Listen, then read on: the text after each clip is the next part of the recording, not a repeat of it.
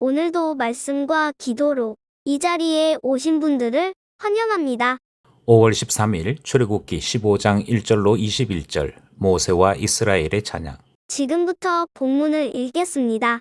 이때 모세와 이스라엘 자손이 이 노래로 여호와께 노래하니 일렀으되 내가 여호와를 찬송하리니 그는 높고 영화로우심이요 말과 긋한 자를 바다에 던지셨음이로다. 여호와는 나의 힘이요 노래시며 나의 구원이시로다. 그는 나의 하나님이시니 내가 그를 찬송할 것이요 내 아버지의 하나님이시니 내가 그를 높이리로다. 여호와는 용사시니 여호와는 그의 이름이시로다. 그가 바로의 병거와 그의 군대를 바다에 던지시니 최고의 지휘관들이 홍해에 잠겼고 깊은 물이 그들을 덮으니 그들이 돌처럼 깊음 속에 가라앉았도다. 여호와여 주의 오른손이 권능으로 영광을 나타내시니이다. 여호와여 주의 오른손이 원수를 부수시니이다. 주께서 주의 큰 위엄으로 주를 거스르는 자를 엎으시니이다. 주께서 진노를 발하시니 그 진노가 그들의 지푸라기 같이 사르니이다. 주의 콧김에 물이 쌓이되 파도가 언덕같이 일어서고 큰 물이 바다 가운데 엉기니이다. 원수가 말하기를 내가 뒤쫓아 따라잡아 탈취물을 나누리라. 내가 그들로 말미암아 내 욕망을 채우리라. 내가 내 칼을 빼리니 내 손이 그들을 멸하리라 하였으나 주께서 바람을 일으키심에 바다가 그들을 덮으니 그들이 거센 물에 납같이 잠겼나이다. 여호와여 신중에 주와 같은 자가 누구니이까? 주와 같이 거룩함으로 영광스러우며 찬송할 만한 위엄이 있으며 기이한 일을 행하는 자가 누구니이까? 주께서 오른손을 드신즉 땅이 그들을 삼켰나이다. 주의 인자하심으로 주께서 구속하신 백성을 인도하시되 주의 힘으로 그들을 주의 거룩한 처소에 들어가게 하시나이다. 여러 나라가 듣고 떨며 블레셋 주민이 두려움에 잡히며 에돔 두령들이 놀라고 모압 영웅이 떨림에 잡히며 가나안 주민이 다 낙담하나이다. 놀람과 두려움이 그들에게 임함에 주의 팔이 크므로 그들이 돌같이 침묵하였사오니 여호와여 주의 백성이 통과하기까지 곧 주께서 사신 백성이 통과하기까지였나이다. 주께서 백성을 인도하사 그들을 주의 기업의 산에 심으시리이다. 여호와여 이는 주의 처소를 삼으시려고 예비하신 것이라. 주여 이것이 주의 손으로 세우신 성소로소이다. 여호와께서 영원무궁하도록 다스리시도다 하였더라. 바로의 말과 병거와 마병이 함께 바다에 들어가매 여호와께서 바닷물을 그들 위에 되돌려 흐르게 하셨으나 이스라엘 자손은 바다 가운데서 마른 땅으로 지나간지라. 아론의 누이 선지자 미리암이 손에 소고를 잡음에 모든 여인도 그를 따라 나오며 소고를 잡고 춤추니 미리암이 그들에게 화답하여 이르되 너희는 여호와를 찬송하라. 그는 높고 영화로우심이요 말과 긋한 자를 바다에 던지셨음이로다 하였더라. 본문 해석입니다. 어제 본문에서 이스라엘은 홍해에서 하나님의 큰 손이 일으키는 기적을 경험했습니다. 그 크고 두려운 하나님의 구원을 경험한 이스라엘이 오늘 본문에서는 흔히 바다의 노래라고 불리는 찬양을 하나님께 올리지요. 우리는 은혜가 찬송을 낳는 놀라운 사실을 본문에서 만나게 됩니다. 사람에게 은혜를 받으면 고맙다 하는 인사를 남기는 것과 같이 하나님께 받은 은혜는 반드시 찬양이 된다. 그것이 구원의 결과이고 구원의 진정성을 드러내는 사건이 된다는 것을 본문을 통해 확인하고자 합니다. 이제 본문 안으로 들어가겠습니다. 첫 번째 문단은 1절로부터 13절입니다. 여호와를 찬송하리니. 1절은 이렇게 시작합니다. 이때에 모세와 이스라엘 자손이 이 노래로 여호와께 노래하니. 이 문장은 단순한 이례적 동작을 이야기하는 것이 아닙니다. 지속적이고 반복적인 행위를 함축하는 그 표현이 담겨 있지요. 모세가 노래를 시작했고 그 노래가 백성들 사이로 메아리 치며 끊임없이 울려 퍼진다 하는 뉘앙스를 본문이 포함하고 있기 때문입니다. 이 사실이 우리에게 던지는 통찰이 매우 큽니다. 참된 구원의 감격은 단발성이 아닙니다. 감격이나 기분 좋았다 정도가 아니고 함성이 되고 오랜 시간 동안 메아리가 되는 것이 은혜의 찬양 특징이라 할 수 있지요. 이 노래는 단순한 성정가가 아니라 신앙 고백이라 그렇게 표현할 수도 있습니다. 그 내용을 살펴보면 먼저 3절은 여호와는 용사시니라고 선언합니다. 용사는 직역하면 전쟁의 사람입니다. 이 표현은 자기 백성을 위해 친히 싸우시는 하나님의 인격적 헌신을 드러내는 표현이지요. 6절에서는 여호와여 주의 오른손이 권능으로 영광을 나타내시니이다 라고 노래합니다. 오른손이라고 하는 것은 능력과 권위의 상징적인 표현입니다. 주목할 것은 이 노래가 모세의 손이 아닌 하나님의 오른손을 찬송하고 있다는 점이지요. 홍해 앞에서 모세는 지팡이를 잡은 손을 들었습니다. 그러나 노래는 모세의 손을 찬양하지 않습니다.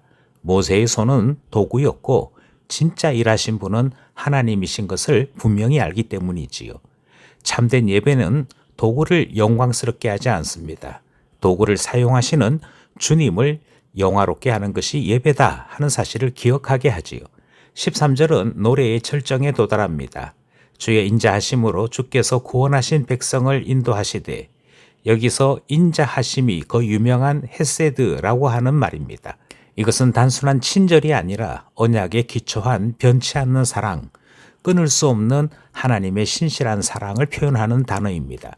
그리고 구속하신 이 말은 친족 구속자 고엘과 같은 개념입니다.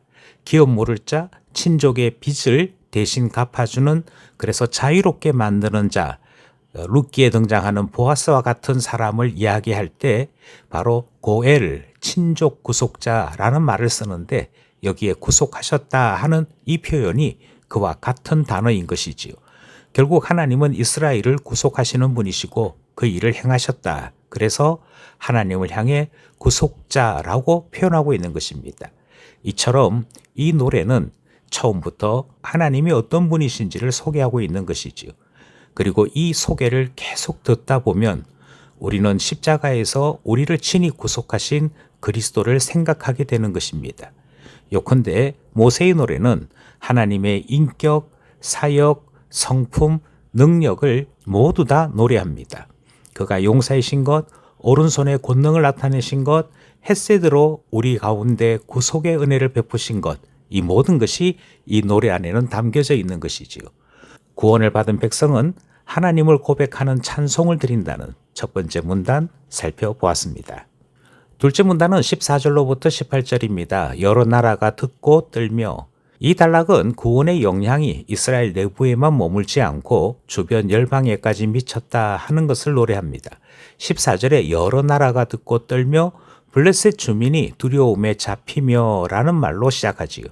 떤다 하는 것은 산모가 산고로 몸을 비트는 듯한 격렬한 진동을 의미합니다.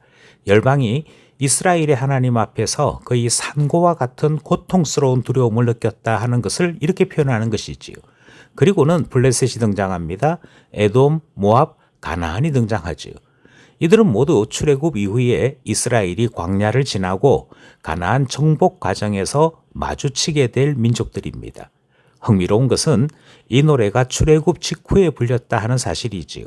아직 정복 전쟁이 시작되지도 않았는데 이미 정복의 결과가 노래로 선포되고 있습니다.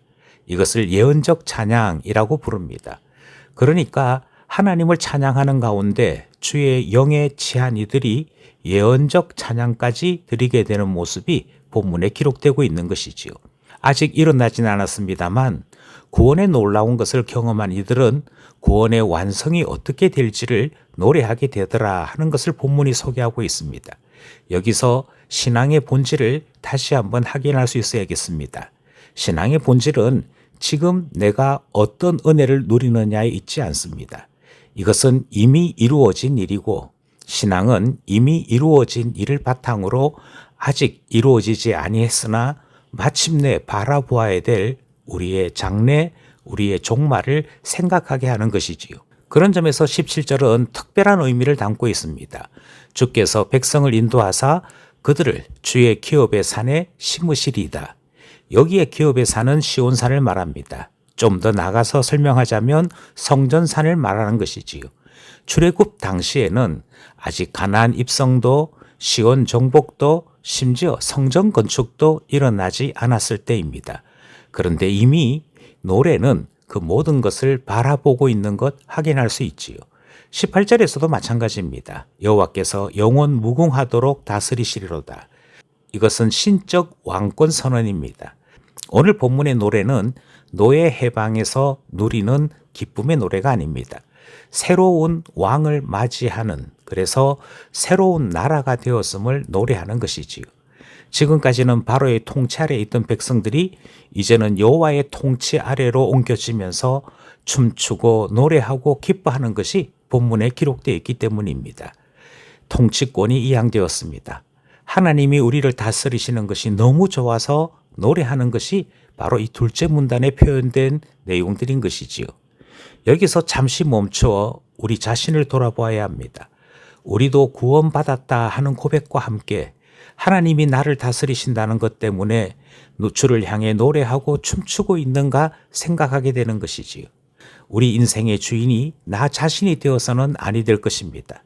여호와의 다스림 아래 살아가고 있는가 다시 한번 생각하게 되는 둘째 문단 말씀이었습니다. 마지막 셋째 문단은 19절로부터 21절입니다. 미리암이 화답하여. 이 짧은 마지막 단락은 신학적으로 중요한 메시지를 담고 있습니다.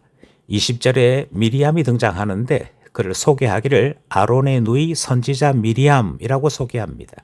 출애굽 공동체에는 3명의 지도자가 있었습니다. 모세, 아론, 그리고 미리암이지요. 미리암은 손에 소고를 들었다라고 표현합니다. 손에 잡히는 작은 북을 이야기하는 것인데 모든 여인이 그녀를 따라 소고를 잡고 춤추며 화답했다라고 본문이 기록합니다. 여기서 중요한 것은 모든 여인이 따라 나왔다 하는 기록이지요. 일부가 아니라 공동체의 모든 여인이 함께 춤추고 노래하고 그 모든 여인을 이끄는 자는 모세도 아론도 아닌 여선지자 미리암이었다 하는 사실입니다. 이 장면은 예배 공동체의 본질을 다시 한번 생각하게 합니다. 참된 예배 공동체는 남녀노소가 자기 자리에서 자기 은사로 하나님을 찬양할 수 있어야 합니다. 어느 한쪽의 예배를 독점해서는 아니 됩니다. 온 공동체가 함께 어우러져 한 몸을 이루고 한 공동체가 되어 하나님을 높이는 것, 그것이 예배가 가지고 있는 본질이지요.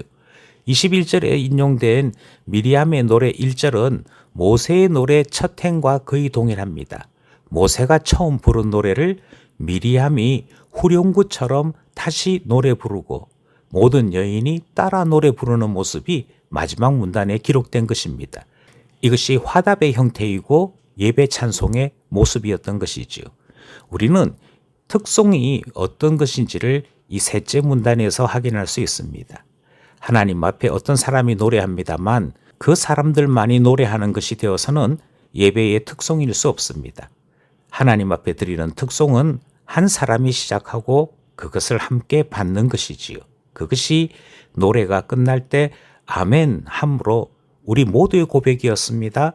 우리 모두가 함께 이 찬송을 고백합니다 하는 형태를 가지고 있는 것 아니겠습니까? 우리는 마지막 문단에서 우리의 예배를 다시 한번 생각합니다.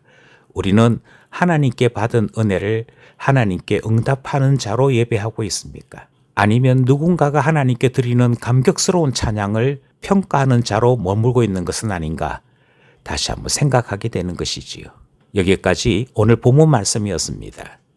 우리는 오늘 본문 말씀을 통해서 3가지 정도를 기억하고자 합니다. 첫째, 찬양은 단발성이 아니라 지속성이 있다 하는 것을 기억합니다.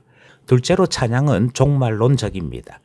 지금 받은 은혜를 통해 마침내 완성되는 구원까지 바라보는 그와 같은 것이 될 때 참된 찬양이 될 수 있습니다.